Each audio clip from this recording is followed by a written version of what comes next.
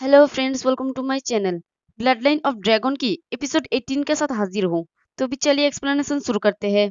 पिछले एपिसोड में हमने देखा था कि जियांग जी ने जियांग ताइलोंग के सारे फॉलोअर्स को मार दिया होता है और जियांग टिंग और जियांग जी दोनों ही डेथ गेट के अंदर जाता है तो उन्हें सामने कुछ रोबोट दिखते हैं और वो लोग उनके साथ फाइट करने लगता है। तो इस एपिसोड के शुरुआत में हम देखते हैं कि उन चारों की डेड बॉडी पर कीड़े लग गए होते हैं और वो कीड़े रेंगते हुए उनके मुंह से बाहर निकलता है और अपने अंदर से पॉइजन रिलीज करता है। और दूसरी तरफ जियांग टिंग और जियांग जी उन रोबोट के साथ फाइट करने के लिए आगे बढ़ता है। तो जियांग टिंग अपनी स्वॉर्ड से एक रोबोट के ऊपर अटैक करते हुए कहता है कि मेरे स्वॉर्ड का स्वाद चखो, तुम लोग मशीन के अलावा और कुछ भी नहीं हो, इसलिए स्पिरिट बनने का प्रिटेंड मत करो। और अपनी स्वॉर्ड के अटैक से एक रोबोट को डिस्ट्रॉय कर देता है। तो ये देख के डेथ गेट की गार्डियन कहती है कि तुम्हारा पावर तो सच में हैरान करने वाला है, क्योंकि तुमने लेथल लेवल को बर्बाद कर दिया है, लेकिन ये वो सब कुछ नहीं है जो नेदरवर्ल्ड की डिसाइपल कर सकते हैं। तो देखते हैं कि वो सारे रोबोट्स अपने मुंह के अंदर फायरबॉल क्रिएट करता है। ये देख के जियांग टिंग अपने मन में कहता है कि क्या ये मशीन ब्लड लाइन की पावर को भी यूज कर सकते हैं। और वो सारे रोबोट ऊपर जाके एक साथ ही जियांग टिंग के ऊपर फायर से अटैक करता है और उनके अटैक का नाम होता है स्कॉर्चिंग एक्सटर्मिनेशन। तो गार्डियन हंसती हुई कहती है कि तुमने पहले ही एरोगेंटली सॉल्व कर चुके हो, तो ट्राई करो कि तुम यहाँ ना रुको। तभी देखते हैं कि जियांग जी अपनी एक स्किल प्रोटेक्टिव आइस लोटस से जियांग टिंग को उसके अंदर कवर कर देता है। तभी उस आइस की दीवारों में क्रैक पड़ता है और जियांग टिंग उस आइस को तोड़ के बाहर निकल के उसे कहता है कि जी तुम मेरे लिए इन डिसाइपल को संभालो और मेरे लिए 10 सेकंड बाय करो, लीडर को डिस्ट्रॉय करो और इनका गैंग खत्म हो जाएगा। तो जियांग जी कहती है कि ठीक है टिंग, मैं समझ गया।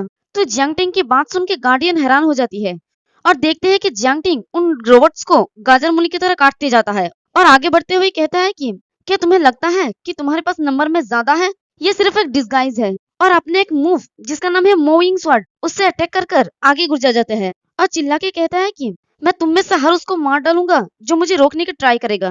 और अपने दूसरे हाथ में फायर को एक्टिवेट करके गार्डियन को कहता है कि जबकि तुम्हें फायर से खेलना पसंद है तो इसे टेस्ट करो। और अपने लियांग यांग पाम से गार्डियन के ऊपर अटैक करता है। तो गार्डियन अपनी अम्ब्रेला को आगे कर देता है और जियांग टिंग की पाम उससे टकराता है और इतना फायर के बाद भी उस अम्ब्रेला को कुछ नहीं होता। तो ये देख के जियांग टिंग हैरानी से सोचता है कि ये अम्ब्रेला तो बहुत ही स्ट्रॉन्ग है, ये मेरे लियांग यांग पाम को भी रेजिस्ट कर सकता है, जिसे बिना किसी डैमेज के 6 बार रिफाइन किया गया हो। हालांकि उसने पैसिवली डिफेंड करना चॉइस किया, लेकिन ऐसा लगता है कि वो अटैक करने में अच्छा नहीं है। तो गार्डियन गुस्से में कहती है कि तुम्हारा हिम्मत भी कैसे हुए मुझे फिर से ऑफेंड करने की। और इसी के साथ और भी अम्ब्रेला नीचे आता है और सारे रोबोट में ट्रांसफॉर्म हो जाता है। तो वो सारे रोबोट अपने मुंह में फिर से फायरबॉल क्रिएट करता है और अपनी चारों टेंटिकल के अंदर से कुछ सुई जैसा निकलता है और एक साथ फायर स्टॉर्म से जियांग टिंग के ऊपर अटैक करता है। तो जियांग टिंग बड़ी मुश्किल से उन फ्लेम से बचते बचाते हुए सोचता है कि फ्लेम के अंदर तो सीक्रेट वेपन्स छुपा हुआ है। तभी जियांग टिंग देखता है कि उसके पीछे भी कुछ रोबोट अटैक करने के लिए खड़ा होता है। तो पीछे से जियांग जी चिल्ला के कहती है कि जियांग टिंग ध्यान रखो, और अपने प्यार सिंह फ्रीज मूव से उनके ऊपर अटैक करता है और उन्हें जमा देता है और जियांग टिंग भी उसके पीछे आके खड़ा हो जाता है।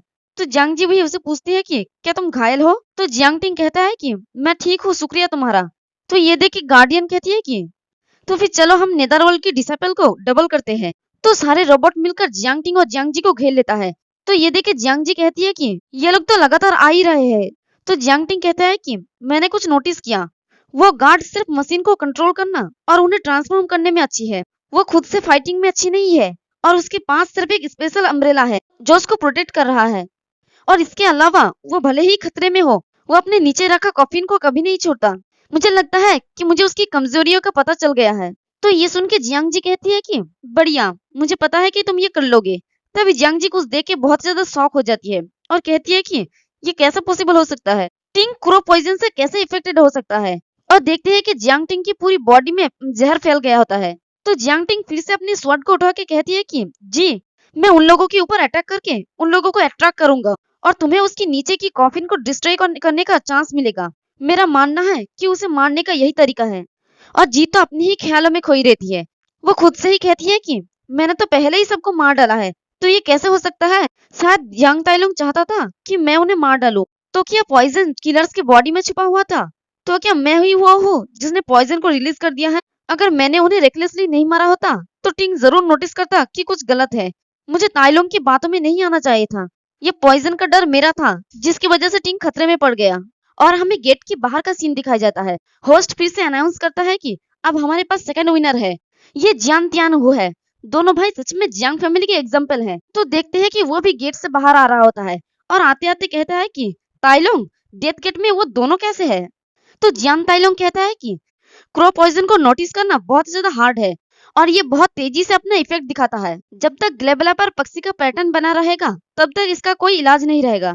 तो जियान तियान हु भी जियांग ताइलोंग के पास आके डेथ गेट के सामने खड़ा हो जाता है और कहता है कि जियांग जी को इस पॉइजन से बहुत ज्यादा फेमिलियर होना चाहिए। क्या तुम्हें डर नहीं है कि वो तुम्हारा प्लान फेल कर सकती है। तो जियांग ताइलोंग कहता है कि ऐसा कोई रास्ता ही नहीं है जिससे वो सेफली बाहर आ सके और ये सबसे अच्छा होगा अगर जियांग टिंग को पॉइजन दिया जाए। लेकिन अगर ये सिर्फ जियांग जी है तो मैं जियांग टिंग को घुटनों के बल बैठकर मुझसे भीख मांगने के लिए कहूंगा। और जियांग जी की फादर जियांग कईयो की तब बहुत ही ज्यादा बुरी तरह से मौत हुआ था। मुझे विश्वास नहीं है कि वो इस टाइम क्लियरली सोच सकती है और अगर वो बच भी जाती है तो भी उसे इस फैक्ट के सामना करना होगा कि उसके पूरे बॉडी में पॉइजन फैलने के बाद उसके एक और फैमिली क्रो पॉइजन से मर गया है। इससे वो पागल हो जाएगी।